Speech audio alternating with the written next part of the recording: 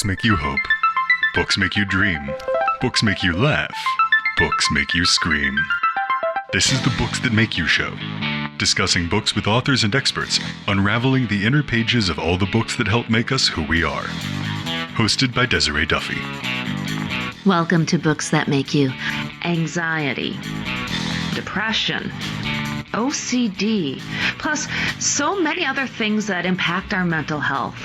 The world around us can feel downright daunting, overwhelming sometimes. And the worst part is feeling alone. Something that helps is knowing that you are not.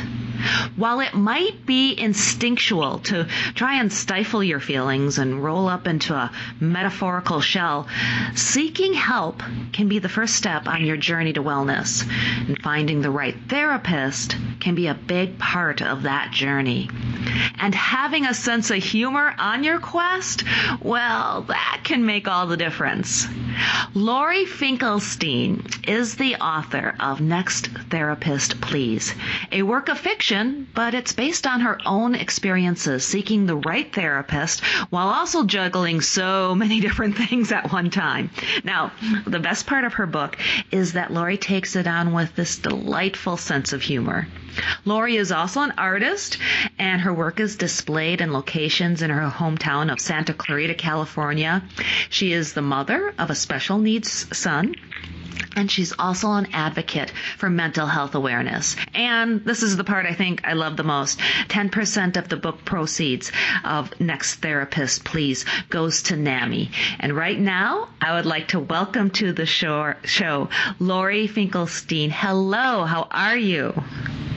Hi, Desiree. How are you? I'm doing great, by the way. Oh, thank you. I'm fabulous too, and I'm so excited to have you on the show and to talk about your book, and also just to kind of get into the topics that you discuss, because I mean, ultimately, what it's all about, our experiences here in this world, our lives, so much of that can feel stressful, it's daunting, and when we have a mental health issue, a lot of times it can feel like something that you want to keep inside, that you don't want to discuss. It can be taboo almost. So can you maybe just talk a little bit about why you think it's so hard for people to have that discussion and why it is so important to have that discussion? Well, that's perfect. Let's start by a few statistics. It used to be 1 in 5 Americans. It is now 1 in 4 Americans has some sort of mental illness. That is a lot of people, like 24.5 million plus people. So we are so not alone, and yet there is this stigma that we have incorporated within us that makes it difficult to talk about. It's an illness, and yet we feel, many of us, I don't anymore, but a lot of us feel almost ashamed, and there is absolutely no shame or guilt in having a mental illness. This is a neurologic, a biologic brain disorder, and we need to treat it as such, and we need to start talking about these issues so that people can get help at an earlier age and can find the right treatment. That's a tricky deal. I've been searching for years for the right therapist. Hence the name of your book. Yes. Next Therapist Please. So why do you think there's an increase? Is there any data or research studies that is telling us why that is? Or is it maybe because it was already always there and more people are coming forward? I think more people are coming forward. I think a lot of the high-profile suicides recently have brought the dialogue forward, and I know as I talk to people, if I initiate a conversation and throw in the fact that I deal with anxiety, depression, and OCD, the other person feels free to open up too. So I think if more of us just took that risk, if you will, and just, say it like it is. This is what's going on. This is how I feel. This is what affects me. And be honest with each other. We can help each other a whole lot better. I love that. And I think, too, if you're on the flip side of that, if somebody comes to you and they're opening up and talking, what are some things that person should keep in mind? If a loved one comes to them, maybe a coworker or a friend or an associate, what are some of the things they should keep in mind when somebody is sharing that experience with them? I think the very first and foremost important thing to do is to just be there to listen. That's the first step. You need your loved one to feel comfortable talking without being interrupted or judged or instant, remedies. Just let the person talk. And then you can sit down with that person and say, okay, what are the options moving forward? What can we do to remedy this? That's excellent. Yeah. And I think, too, one of the core elements of this is that feeling that you're alone when you're experiencing this. And I know that you told me you've had readers, reach out to you after reading your book to basically say, OMG, you're experiencing the same things that I am. Can you talk about that a little bit? What are some of the things that they're saying to you, and how does that make you, as an author and somebody who has gone through this, how does that make you feel? Well, first of all, I've been very fortunate to have several people reach out to me, either in person, who have somebody who's bought my book locally, or through email. I make myself available. Anybody can contact me through my email, through Amazon, through Goodreads, and those that have reached out to me, it's interesting, they kind of start with a whisper, like they're definitely not used to talking about this. And then as we get into a discussion, they open up more and more. People open up when they know that they have an empathetic listener. And my most recent one was very rewarding. I received a note and a review back from a woman who experiences anxiety and panic attacks. And she said that Janie in the book is the first character that she could actually relate to. Mm-hmm. It made her feel not alone. Mm-hmm. And to answer your second part of the question, it makes me feel like my book is doing its job. That's what I want it to do. I want to make people understand that living with mental illness every day is just part of what some of us have to do. Some people have to live with diabetes every day. And so knowing that you're not alone, and it's not a shameful, guilty thing, it's perfectly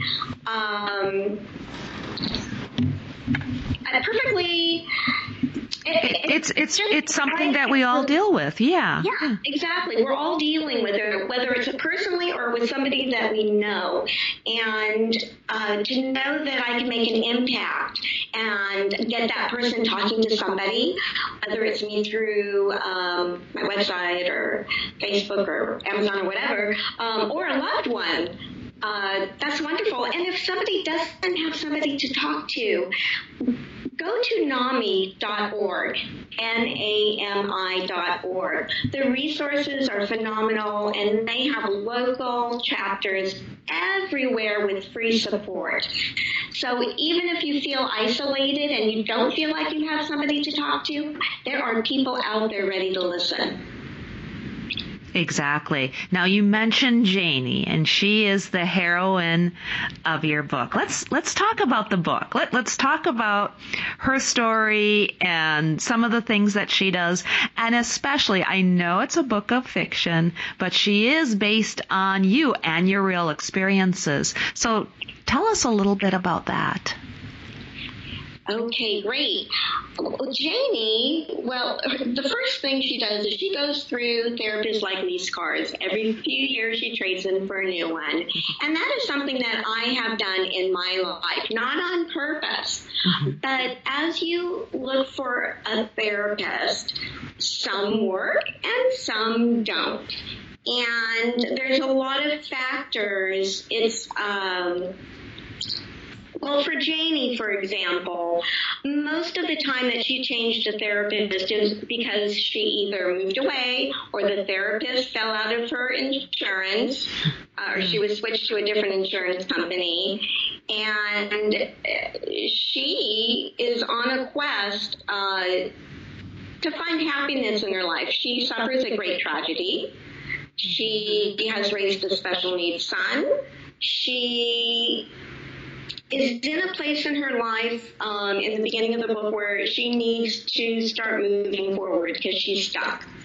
And she does befriend an ex-therapist who helps her along that journey. And through that journey, she looks back on all of the therapists in her life. And this is the cool part.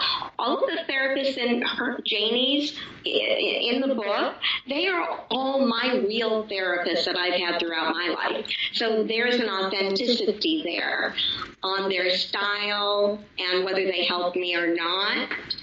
Also, many of the dialogues, I have actual therapy dialogues with each therapist, and those conversations are based on what I experienced through my OCD, anxiety, and depression challenges, because each person experiences those things in a different way. For example, with OCD, some people, there's this stereotype of washing hands and checking light switches. Right. And Jeannie in the book, her thing is this over detailing and picking out of the clothes she's going to wear for the day, and it's this very lengthy process, and she changes clothes, and I know a lot of women do that for a lot of reasons, but she's doing it not because she's doing it because her mind is telling her, you're not there yet. You need to keep going. It's not coming together yet. And in real life, I don't have that issue, but I do check the safety locks on my cabinet, so if there's an earthquake, my dishes don't fall out. And that's a ritual I go through every night. So even though I'm medicated for OCD, little things still do come out. You're never 100%. There's no cure for mental illness, but you can manage it and live a very successful life. And Janie ultimately, through the story, with the help of her Dr. Rob, who's not her personal doctor, but a friend, helps guide her. And what do some of the therapists, so you're saying that these are based on actual therapists and sessions that you have. Do the therapists that you've worked with in the past, are they aware of the book? Do they know that they're in it? No, and of course I use fictional names. So you protect the innocent type of a thing. I'm very well protected. I don't think anyone can figure out who they are. Although there are some commonalities with one therapist in Westwood. She may recognize my habits as I saw her each week, and but they are all fictional characters. I've changed them in many ways, so I've added things to their environment that weren't really there. So there's a lot of fiction in there, but enough reality to make it really speak to the truth of some of the therapies and out there and some of the therapists that are effective or not. Right. And that's where good writing comes from. every writer, I don't care if you're writing the most fantastical world ever and you're claiming it's 100% fiction, all writers have to draw from real experiences. We have to write things that we know. So there's always that element, that undercurrent of truth in anyone's writing. And I know that you are not a medical or a mental health professional yourself, but I would love to know, in your opinion, what are some of the traits that you look for, or that you think that others should actually look for in a therapist, especially if they've never seen a therapist before? What's that look like? What are some of the things that they should keep in mind? Well, that is a great question, and I wish somebody had talked to me about this many years ago, or I wish I had access to this information. When looking for a therapist, first you need to I think gender can be very impactful. Mm-hmm. I have had many male therapists, and I've never been able to open up completely to them. I also felt a little intimidated by a couple of them. I've had quite a few female therapists, and I didn't necessarily form a bond with all of those also. But I am more comfortable, I have found, with a female therapist. And my current therapist, I'm on number 7. She is the best therapist I've ever had because she is the first one that I bonded with. So when you go through your health plan and you pick somebody, that's convenient for you, that, you choose whether you think you want to work with a male or female, or it doesn't matter to you. When you meet that therapist for the first time, it's really important to talk about the overall issues, what you wish to accomplish, what is their style, how do they think they can help you. And then as the weeks progress, if you start to bond and you feel you can go deeper with your feelings and those being able to talk about those dark moments, then you have a winner. But if you're feeling uncomfortable, if you're not, it's like dating. If you're not meshing together, it's not a good fit, and you're probably wasting your time. Mm-hmm. I think the most, and my current therapist is very helpful and involved with cognitive behavioral therapy. And I've had that in the past, but not successfully. And I think it's because of my relationship with her and my trust in her that has allowed me to help reframe my thoughts, and all these other tools that have been very beneficial in helping me mostly manage my anxiety. My depression is pretty much managed through medication, although it pokes through, and I do have those bad days, and we all do and will, and we just have to remind ourselves it's temporary, and go through our toolbox of tricks to get us moving again.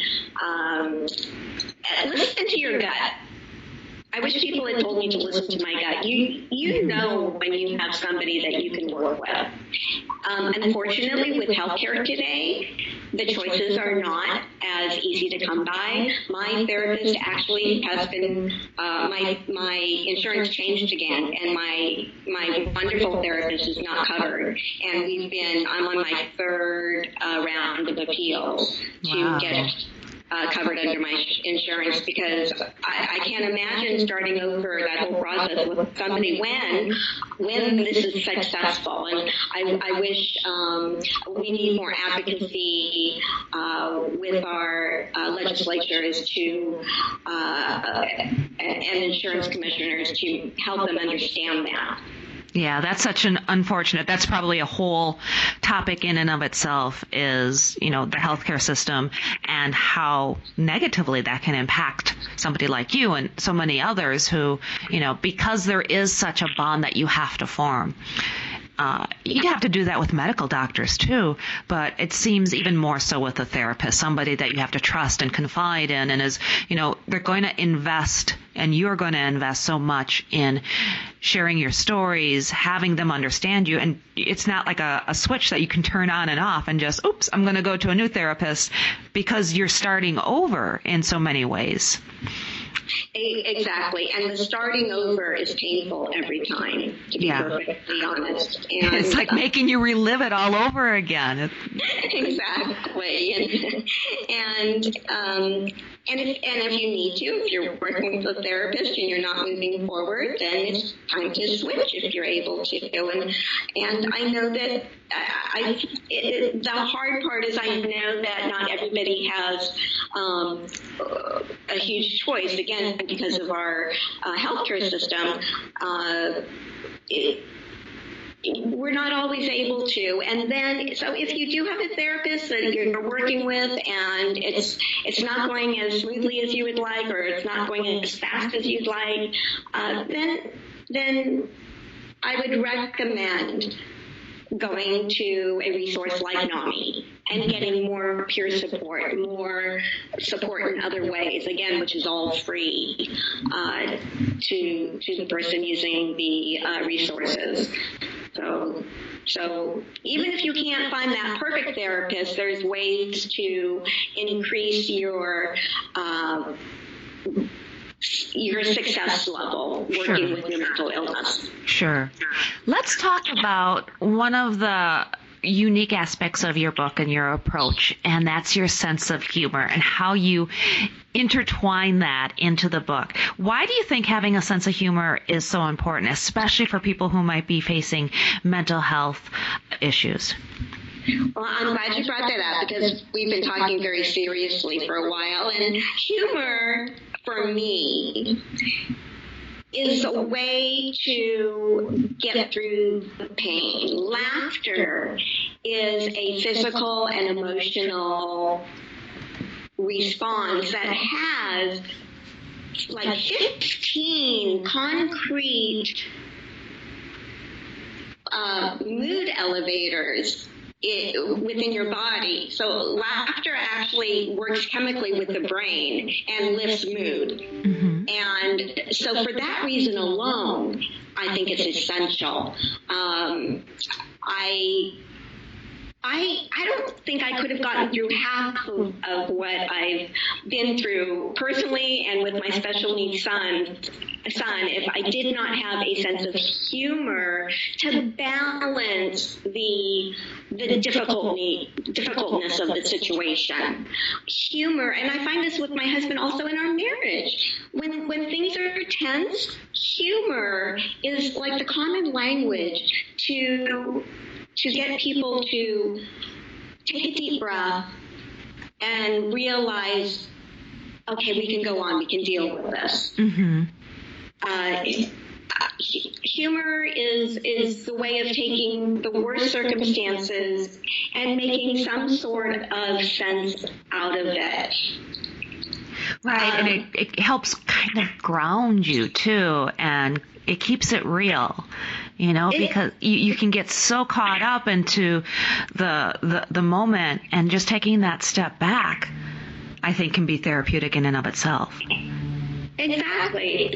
Like, I think it's really humorous that I check my cabinets every night, and yet I can't stop myself from doing it. It's hard to stop myself from doing it. And so I'd rather see it as it's a humorous oddity, mm-hmm. and not an affliction. It's just something I do. Yeah. And it's harmless. You're not harming anybody by doing it. So I get it. I totally get it. And, too, they always say that tragedy and comedy are just the same side or different sides of the same coin. Yes. If you read Shakespeare, you can take any of his tragedies and flip them around and turn them into some of his best comedies. It's all the same thing. So being able to take humor and use humor in, what might be a tragic or an unfortunate or maybe a little bit of a depressing situation, that can really just flip things around. Completely, and humor definitely comes from a place of pain. That's the bottom line, and it lifts you up. Mm-hmm.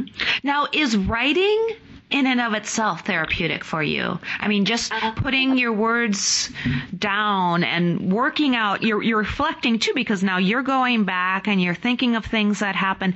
Is that helpful to you, and maybe even possibly to others as well? I highly recommend it to anybody, especially if you're struggling with a mental illness or a physical illness. All of this should be, if you journal your feelings, that's therapy in itself. And writing is therapy, reading is therapy. I think they go hand in hand. That's how Next Therapist Please got started. I was at a place in my life where I needed to process the difficult times in my life, and so I started journaling them, and I had these collection of stories that when I looked back at them, I thought, my God, that was really funny. Really, I can't believe I did that. And I wanted to share it, but I needed to do it in a way that I felt was much approachable for people. I love romantic comedy, so I naturally went to that genre. And I worked those stories into the framework of a romantic comedy because a happy ending is important in a reading process for so many people, especially if you're coming from a place of pain. Happy endings are really important. That's so true. And I do love how you wove romance. There's a romantic storyline in the book as well. And I think your kitty in the background agrees, because I can hear him piping in every once in a while. There he is on cue. I think he likes your voice. He's like, they're talking about me. What's going on? That's adorable. Okay, we have a few minutes left. I want you to just touch on NAMI again. Tell us just really quick about them and why you decided to donate a portion of your book sales to them.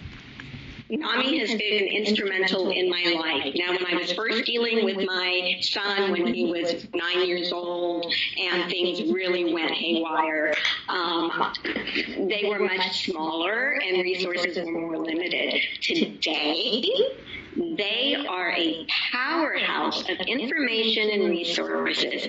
I've taken, I recommend their family-to-family class. It's a 12-week class, big commitment in the evening, so working parents can go. It's made for any loved one, parent, spouse, sibling, child of somebody with mental illness.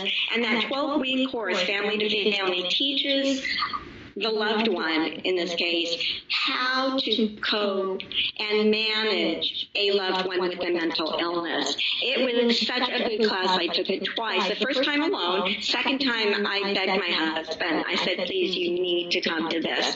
And so he said, I'll go to one. If I don't like it, I'm not going. I said, that's fair. And he was hooked after the first class. He went through all 12 classes, and he has become a better parent for it. Oh, that's amazing. Son. So NAMI, they've done so much for me. I am a member, but it's not enough, and I want to give back to them regularly. So, doing it through Next Therapist Please is a really cool way to continue to donate to them throughout the year and thank them over and over again. I love that. That's perfect. Perfect. Now, really quick, where can we find you and where can we find your book? My book is available at all your favorite online retailers, Amazon, of course. And if you go on Smashwords, you can find it on Barnes & Noble, Kobo, iBooks, iTunes, I think all of those. My Website is my name, Laurie, Laurie. My middle name is Beth, B as in boy, ETH, art.com. So it's lauriebethart.com. That's my website.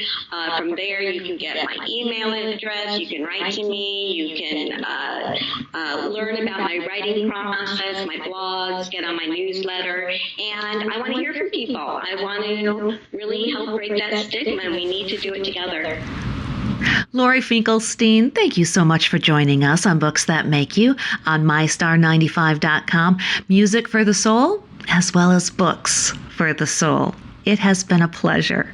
Find Laurie's book, Next Therapist Please, on her website, Amazon, and from other book retailers too. You can also learn more about Laurie and Next Therapist Please when you visit booksthatmakeyou.com. Plus, you can discover other amazing books and authors there too. My name is Desiree Duffy. Thank you for being with us today on Books That Make You. The executive producer for Books That Make You is Desiree Duffy. Produced and sound mastered by Phil Giangrande. Engineering by Dave Nabox. Social media and promotion by Bree Sweeter. For more, visit booksthatmakeyou.com.